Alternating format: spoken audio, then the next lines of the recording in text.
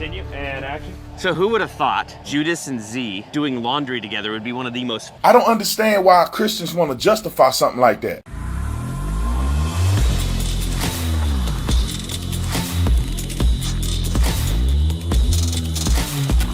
This video is brought to you by TatumStore.com. TatumStore.com, get you one of these 2 gender shirts, because we all know the truth. These fools are playing with themselves. Go on to the store. Link is in the description section. Put in the discount code. You'll get 25% off. I think it's 20 or 25% off. You'll see it on the screen. Also, I want you guys, if you're interested in supporting the nonprofit Angel Tree, we're going to send kids whose parents are incarcerated to summer camp. We already surpassed our goal of, we're at like 300 and some kids. But why can't we just run it up? Let's run it up. If you're interested in supporting, link is in the description section. Let's get into this. I know I look like a homeless man, but I wanna have this conversation with us today. And the reason why I say true Christianity is dead in America is because there are so many people, and I'm going to explain my position. There are so many people that are claiming to be Christians that don't believe in the words that are coming out of Jesus, that's coming out of Jesus' mouth. I don't know. Let me give you an example. On the set of Chosen, there was an LGBTQ flag.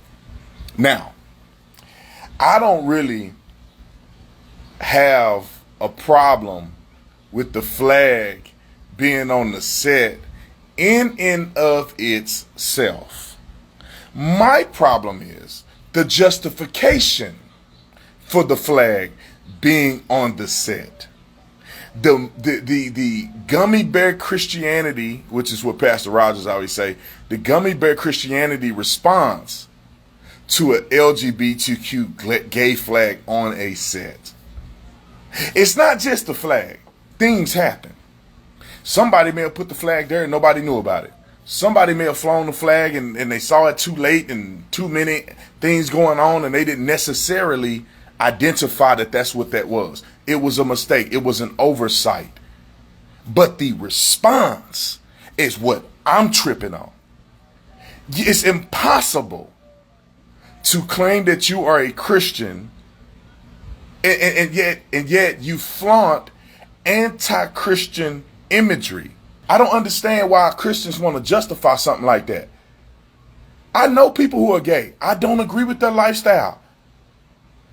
I'm not going to discriminate against you. I don't care. But you ain't finna flaunt up in the church.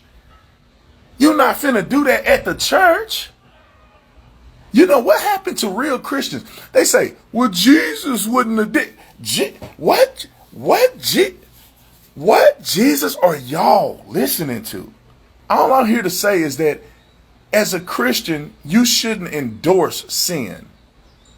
You should not elevate sin. You should not represent sin. I can't find a single place in the Bible where Jesus was giving a shout out to Sodom and Gomorrah. I can't find that place in the Bible where Jesus said, you know what, Sodom and Gomorrah was a mistake. You know, God shouldn't have destroyed Sodom and Gomorrah. You know, we accept Sodom and Gomorrah today. Apostle Paul, when he wrote in the book of Romans, in Romans 1:26 through 30 something, he said that he gave them over to their own lusts. Worthy, not only those who do these things, but those who support those who do these things are worthy of death. That's what Apostle Paul said. Paul came after all of the apostles. He wasn't even a Christian at first, and he got converted. So he later on, y'all, he down the line. Paul never walked with Jesus. He had an encounter with Jesus. He was saved, had the Spirit of God in him. Even he understood what Jesus was saying. The 10 Commandments, the laws of the Jews, Jesus followed all of those to a T. And you telling me that he okay with trans flags and stuff? There ain't no defending it. To where they say, well, Jesus wouldn't demonize somebody for what they believe. He wouldn't? He wouldn't? Yeah. Jesus had compassion for certain people who, in my opinion, wanted compassion.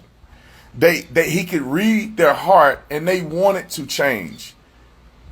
They benefited from the truth that Jesus spoke. It was not people who were debaucherous. Even the man on the cross, he realized who Jesus was, and he had a repentant heart. Christianity in America, I would say 80% of Christianity in America is false Christianity. There's probably 10% that's authentic Christian American in America, authentic Christianity. And then what the other 10% is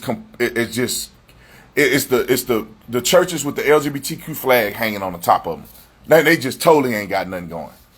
But I think about 80% is that lukewarm Christianity, where it's, Jesus is cool. Jesus is whoever I want him to be. Well, I don't care what the Bible say. I don't even read the Bible. I just feel like Jesus would want me to do this. That's 80% of Christianity.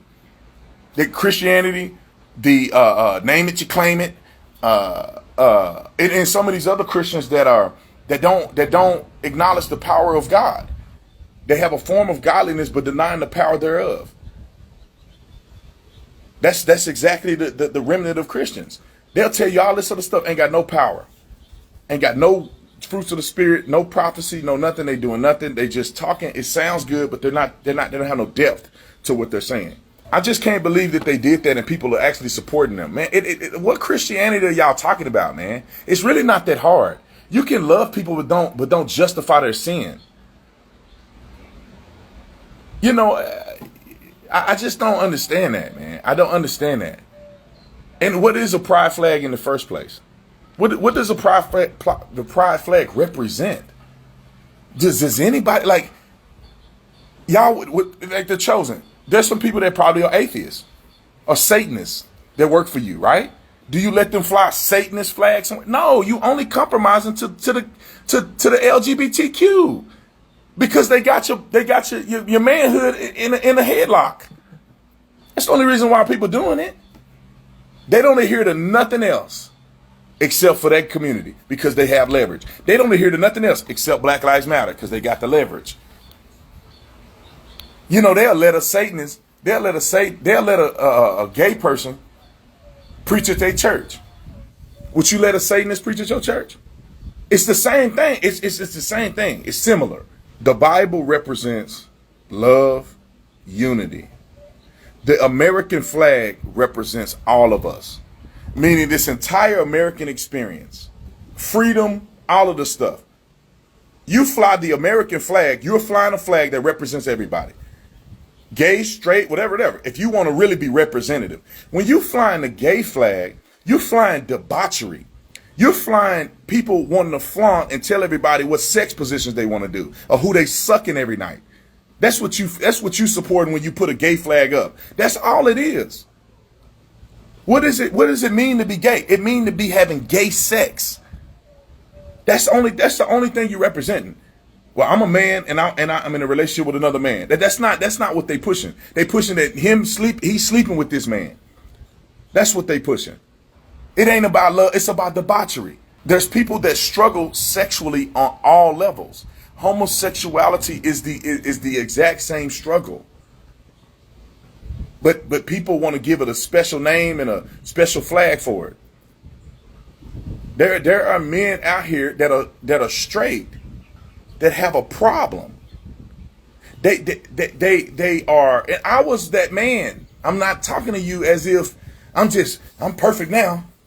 I'm married now, so I can do whatever I want to do with my wife. Let me make that clear. Somebody gonna say Brandon said he can cheat because he's married because he's a Christian. It's like, nah, I can do whatever I want to do with my wife. I'm married. I'm with one woman. But even straight people struggle with that, and gay people are no different. And there's no such thing as marrying gay people. So in the world of reality, two gay people can't get married. Therefore, that's not a marriage. Therefore, whatever you do between you and that other person is called fornication. Now, having a relationship with somebody, being friends with somebody, being partners with somebody, I don't know if you want to, live with somebody and y'all friends, y'all take care of each other, whatever the case may be. When you start going sexual, that's when it start becoming a sin. I mean, that's my opinion about it. I could be wrong. Maybe it's a sin from the first time you look at a person. I want to do what's right by God because he saved my soul. I owe it to God to do what's right by God. Even if I don't want to do it, I owe it to God. I do not understand how Christians don't see that. Now, I know we're not perfect, but when some of y'all going out and you just living it and you just and you claiming that God is okay with it, it bothers me, man. We ain't flying LGBTQ in my job. I'm a private business. We're not flying LGBTQ up in here. We fly the American flag. We play Jesus music. If you don't like it, don't work for me. Go work somewhere else. If you don't like that we're Christian conservative, don't work for me. They got other jobs that'll hire you. I think we got a couple people that may not necessarily agree with everything I say and may not be conservative. I really never asked the person. Now, I don't know, they may be conservative, but it ain't got nothing to do with me. You want to work here, you do the job that you've been hired to do and understand that this is the environment that you're going to be in. That's all I'm saying, man. You ain't no real, listen, just admit you're not a real Christian if you okay with pride flag and you defending it. You defending it, bro. You're defending it.